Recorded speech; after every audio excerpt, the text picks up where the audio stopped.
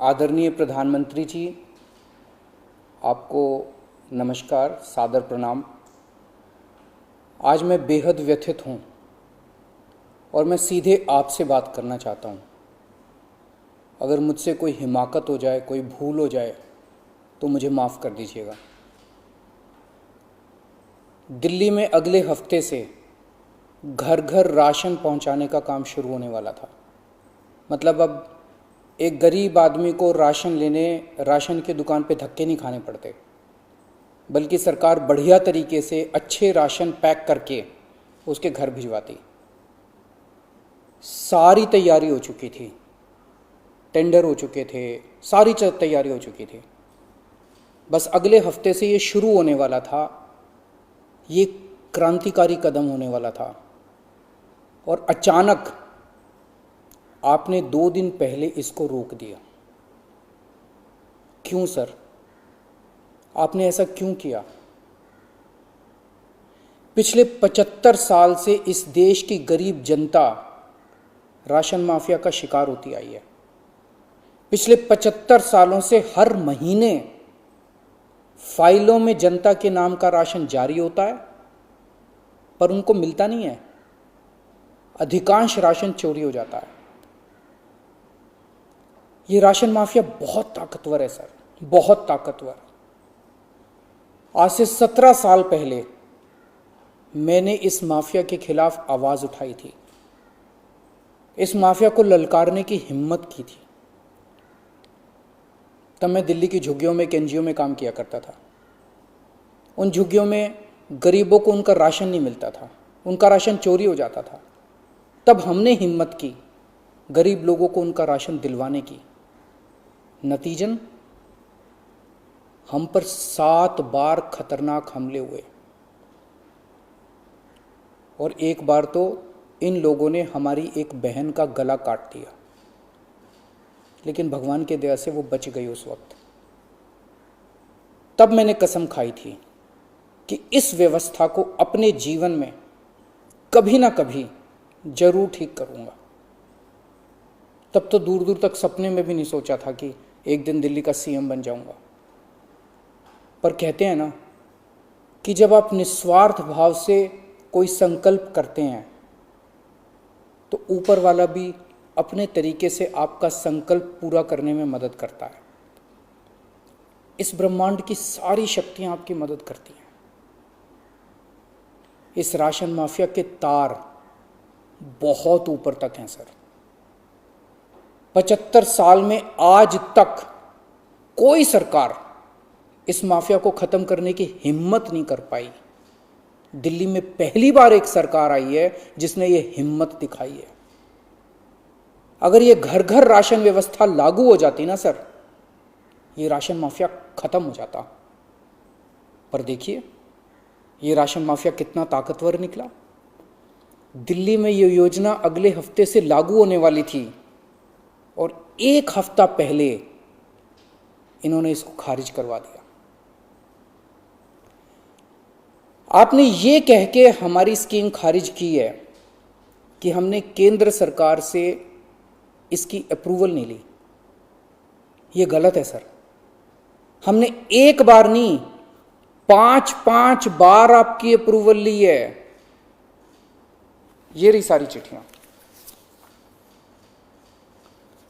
केंद्र सरकार को हमने इतने सारे खत लिख के बताया कि हम ये योजना दिल्ली में लागू करने जा रहे हैं। कानूनन हमें दिल्ली में ये स्कीम लागू करने के लिए केंद्र सरकार की कोई अप्रूवल लेने की जरूरत नहीं है। कानूनन इस स्कीम को लागू करने के लिए राज्य सरकार पूरी तरह से सक्षम है। लेकिन हम केंद्र सरकार के साथ किसी तरह का कोई विवाद नहीं चाहते थे, इसलिए हमने एक बार नहीं 5 बार आपका अप्रूवल लिया है सर। मार्च के महीने में हमारी योजना पे आपकी सरकार ने कुछ आपत्तियां लगाई, हमने आपके सारे ऑब्जेक्शन पूरे कर दिए। जैसे हमने इस योजना का नाम मुख्यमंत्री घर घर राशन योजना रखा था। आपने ऑब्जेक्शन लगाया कि हम इस योजना का नाम मुख्यमंत्री के नाम से नहीं रख सकते। हमारा मकसद अपना नाम चमकाने का नहीं था, हमारा एक ही मकसद था किसी भी तरह से ये स्कीम लागू हो और गरीबों को उनका राशन मिलने लगे। हमने आपकी बात मान ली, हमने स्कीम से नाम ही हटा दिया, और भी आपने जितने ऑब्जेक्शंस किए हमने सारे मान लिए। इस सब के बावजूद भी आप कहते हो हमने आपकी अप्रूवल नहीं ली। और कैसे अप्रूवल लेते हैं सर? अब और कैसे अप्रूवल लें? इस सब के बाद भी आपने ये स्कीम खारिज कर दी, क्यों सर? लोग पूछ रहे हैं, अगर इस देश में पिज्जा की होम डिलीवरी हो सकती है, बर्गर की होम डिलीवरी हो सकती है, स्मार्टफोन और कपड़ों की भी होम डिलीवरी हो सकती है, तो फिर गरीबों के घरों में राशन की होम डिलीवरी क्यों नहीं होनी चाहिए? सारा देश जानना चाहता है आपने ये स्कीम खारिज क्यों की सर? आपने ये भी लिखा है कि चूंकि राशन दुकानदारों ने दिल्ली हाई कोर्ट में इस योजना के खिलाफ केस कर रखा है, इसलिए ये स्कीम खारिज की जा रही है।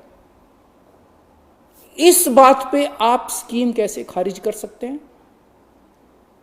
ये राशन दुकानदार इस योजना के खिलाफ हाई कोर्ट से स्टे लेने गए थे, हाई कोर्ट ने इन्हें स्टे देने से मना कर दिया। जब हाई कोर्ट ने इन्हें स्टे नहीं दिया तो आपने इस स्कीम पे स्टे कैसे लगा दिया? आपको इन राशन वालों से इतनी हमदर्दी क्यों है? अगर आप राशन माफिया के साथ खड़े होंगे सर, तो इस देश के गरीब लोगों के साथ कौन खड़ा होगा? दिल्ली के उन 70 लाख गरीब लोगों का क्या होगा जिनका हर महीने ये राशन माफिया राशन चोरी कर लेता है? उन 20 लाख गरीब परिवारों की कौन सुनेगा? और एक बात, उस हाईकोर्ट के केस में केंद्र सरकार भी पार्टी है। कोर्ट में केंद्र सरकार ने अपना जवाब दाखिल किया है। क्या कहा है कोर्ट में केंद्र सरकार ने? केंद्र सरकार ने कोर्ट में हमारी इस योजना के खिलाफ एक भी आपत्ति नहीं की है। जब कोर्ट में आपको हमारी योजना के खिलाफ कोई आपत्ति नहीं है, तो फिर कोर्ट के बाहर अब इस योजना को खारिज क्यों किया जा रहा है? यह कोरोना का बहुत कठिन समय है। मैं कई ऐसे लोगों को जानता हूं जो कोरोना होने के डर से राशन लेने नहीं जाते। राशन दुकान पे भीड़ लगती है, लोगों को लगता है कि अगर वो राशन लेने गए तो उन्हें कोरोना हो जाएगा। ये सब गरीब लोग हैं सर। इनमें कई लोग कोरोना काल में अपनी नौकरी खो चुके हैं, उनके घर में अब खाने को नहीं है। अगर हम उन्हें इनके घर तक राशन पहुंचाना चाहते थे तो इसमें आपको क्यों आपत्ति है? कहा जा रहा है कि तीसरी लहर बच्चों पे भारी पड़ेगी। अगर उनके माता पिता को राशन दुकान पे भीड़ की वजह से कोरोना हो गया तो उनके बच्चे भी तो फिर कोरोना ग्रसित हो जाएंगे। मुझे तो लगता है सर कि कोरोना काल में केवल दिल्ली ही नहीं बल्कि पूरे देश में घर घर राशन योजना तक या घर घर तक राशन पहुंचाने की इस योजना को लागू कर देना चाहिए। ये दुकानें सुपर स्प्रेडर हैं। राशन की दुकानों पे लगने वाली भीड़ से बचा जा सकेगा। कितने ऐसे बुजुर्ग हैं सर जो राशन की दुकान से राशन लेने नहीं जा सकते? कितनी ऐसी गर्भवती महिलाएं हैं जो राशन की दुकान से राशन नहीं ला सकती? अगर हम उनके घर राशन पहुंचाना चाहते हैं तो इसमें क्या समस्या है? केंद्र सरकार के कुछ ऑफिसर कह रहे हैं कि इस स्कीम के खारिज होने का असली कारण यह है क्योंकि केंद्र सरकार का राशन है। यह योजना लागू करके दिल्ली सरकार को इसका श्रेय क्यों मिलना चाहिए? सर यकीन मानिए, यह काम मैं रत्ती भर भी क्रेडिट के लिए नहीं कर रहा। मेरा सिर्फ एक ही मकसद है, किसी भी तरह गरीबों को उनका पूरा राशन मिले। आप प्लीज मुझे यह लागू कर लेने दीजिए। सारा क्रेडिट आपका, सारा श्रेय आपका। मैं खुद सारी दुनिया से कहूंगा खड़ा होकर कि ये योजना मोदी जी ने लागू की है। और फिर ये राशन ना आपका है ना मेरा है। ये राशन ना आम आदमी पार्टी का है ना भाजपा का है। ये राशन तो इस देश के लोगों का है और इस राशन की चोरी रोकने की जिम्मेदारी हम दोनों की है। इस वक्त देश बहुत भारी संकट से गुजर रहा है। ये वक्त एक दूसरे का हाथ पकड़ के मदद करने का है। ये वक्त एक दूसरे से झगड़ने का नहीं है। लोगों को लगने लगा है कितनी मुसीबत के समय भी केंद्र सरकार सबसे झगड़ रही है। आप ममता दीदी से झगड़ रहे हैं, झारखंड सरकार से झगड़ रहे हैं, आप लक्षद्वीप के लोगों से झगड़ रहे हैं, महाराष्ट्र सरकार से लड़ रहे हैं, दिल्ली के लोगों से लड़ रहे हैं, किसानों से लड़ रहे हैं। लोग इस बात से बहुत दुखी हैं सर कि केंद्र सरकार सबसे लड़ रही है। ऐसे देश कैसे चलेगा? आप हम सबसे क्यों लड़ रहे हैं? हम सब आपके ही हैं, हम सब भारतवासी हैं। ऐसे में हम सब आपस में लड़ेंगे तो कोरोना से कैसे जीतेंगे? हमें आपस में नहीं लड़ना, हम सबको मिलके कोरोना से लड़ना है।